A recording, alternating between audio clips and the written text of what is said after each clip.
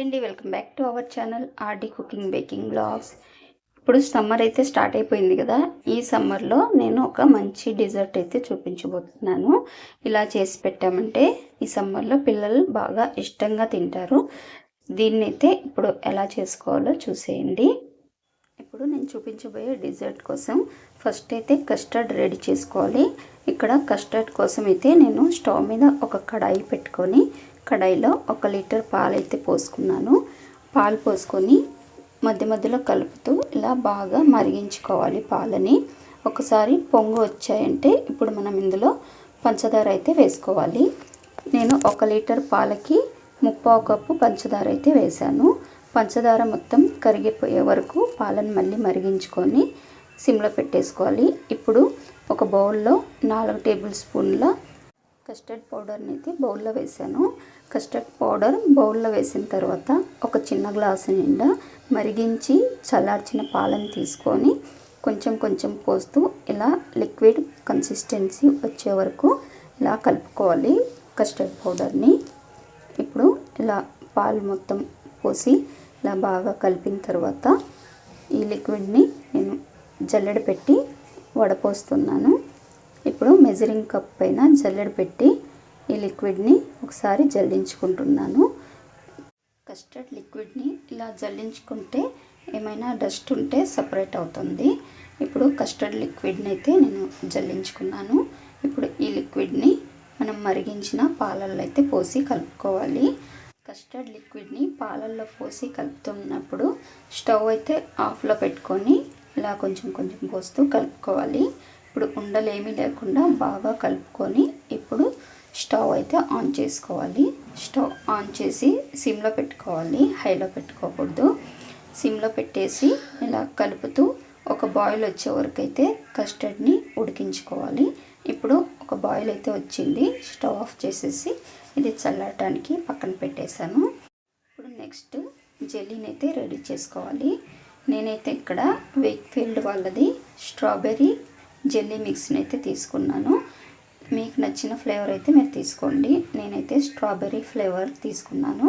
ఇప్పుడు దీన్ని కట్ చేసి ఒక బౌల్లో అయితే వేసుకోవాలి. కట్ చేసిన జెల్లీ మిక్స్ని బౌల్లో అయితే వేసుకుంటున్నాను. ఇలా మనకి జెల్లీ మిక్స్లో ఇంకో ప్యాకెట్ కూడా వస్తుంది. జెల్లీ మిక్స్ని బౌల్లో వేసిన తర్వాత ఇందులో ఉండలన్నీ మనం మ్యాష్ చేసుకోవాలి. నేనైతే ఇక్కడ పొటాటో మ్యాషర్ని తీసుకొని మొత్తం ఇలా మ్యాష్ చేసుకుంటున్నాను.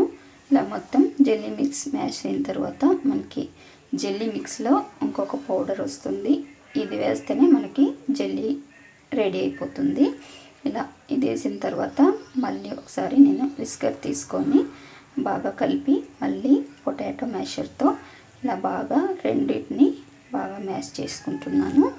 ఇప్పుడు మళ్ళీ ఒకసారి విస్కర్తో కలిపి ఇప్పుడు స్టవ్ మీద ఒక గిన్నె తీసుకొని గిన్నెలో నీళ్ళు అయితే పోసుకోవాలి. 500 ml నీళ్ళు అయితే పోసుకొని ఇప్పుడు స్టవ్ వెలిగించి బాగా బాయిల్ వచ్చే వరకు నీళ్ళని అయితే మరిగించుకోవాలి. ఇప్పుడు ఈ మరిగిన నీళ్ళని తీసుకొని ఈ జెల్లీ మిక్స్లో కొంచెం కొంచెం పోస్తూ కలుపుకోవాలి. 500 ml నీళ్ళు అయితే సరిపోతాయి ఈ జెల్లీ ప్యాకెట్కి. ఇలా కొంచెం కొంచెం వేస్తూ ఉండలు లేకుండా బాగా ఇలా కలుపుకోవాలి. మొత్తం వాటర్ ఒకేసారి పోయకుండా కొంచెం కొంచెం పోస్తూ కలుపుకోవాలి. ఇప్పుడు మొత్తం వాటర్ అయితే పోసి ఇలా విస్కర్తో బాగా కలుపుతున్నాను. ఇప్పుడు కలిపిన ఈ జెల్లీ మిక్స్ని చల్లగా అయ్యే వరకు ఇలా వదిలేయాలి. నేను మరొక బౌల్లో ట్రాన్స్ఫర్ చేసుకుంటున్నాను. ఇది చల్లగా అయితే మనకి జెల్లీ అయితే రెడీ అయిపోతుంది. జెల్లీ మిక్స్ తొందరగా సెట్ అవ్వడం కోసం నేను చల్లగా అయిన తర్వాత ఫ్రిడ్జ్లో అయితే పెట్టాను, తొందరగా సెట్ అవ్వాలని చెప్పి. ఇక్కడ నాకైతే జెల్లీ అయితే ఇలా సెట్ అయిపోయింది. బౌల్లో ఉన్న జెల్లీని ఒక ప్లేట్లో షిఫ్ట్ చేసుకొని ఒక నైఫ్ తీసుకొని ఇలా చిన్న చిన్న ముక్కలైతే కట్ చేసుకోవాలి.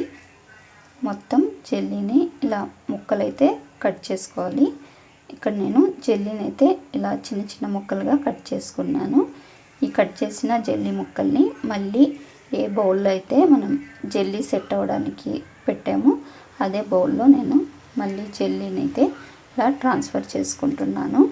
ఇప్పుడు ఒక ఫ్లాట్గా ఉన్న కంటైనర్ తీసుకొని ఇందులో అయితే మనం ఈ డెజర్ట్ని అయితే సెట్ చేసుకోవాలి.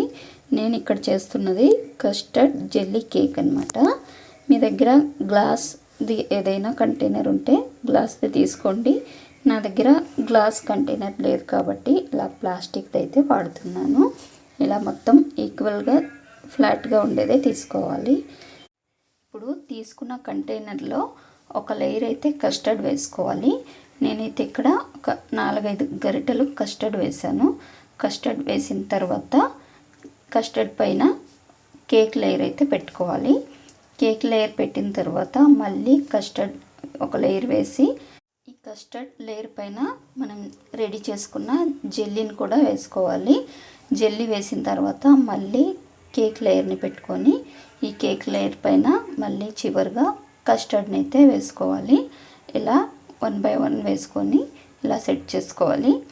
ఇప్పుడు కస్టర్డ్ లేయర్ వేసిన తర్వాత దీనిపైన క్రష్ చేసిన బాదాంని అయితే వేసుకుంటున్నాను.